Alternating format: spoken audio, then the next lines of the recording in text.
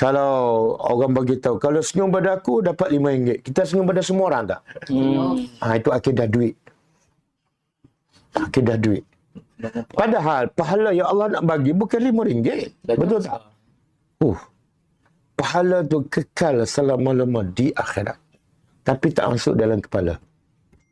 Nampak tak? Berapa banyak bila kita tak faham akidah akhirat, akidah dosa pahala, berapa banyak umur kita, masa kita habis sia-sia. 24 jam setiap hari habis, tak jadi pahala. 5 tahun habis, tak jadi pahala. Betul tak? Betul. Yang lagi parah apa dia? Jadi dosa. Kan? Menyakitkan hati orang dengan mulut, dengan memek mukanya. Orang senyum pada kita bawa. Apa senyum-senyum? Ya Allah, kesian. Betul tak?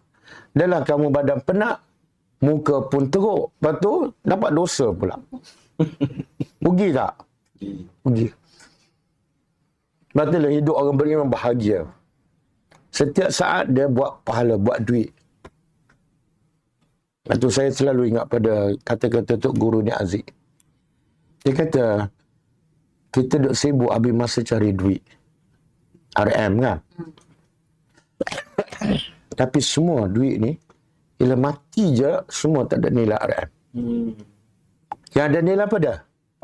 Pahala. Yang pahala itulah yang tak cukup. Sedangkan kita ada masa, ada tenaga untuk kumpul sebanyaknya pahala. Jadi pahala yang kita kumpul kat dunia adalah duit selepas mati. Tak masuk dalam kepala. Lepas tu lepas mati semua minta nak buat apa? Nak cari duit ke nak cari pahala? Nak cari pahala. Tapi dah terlambat. Boleh faham?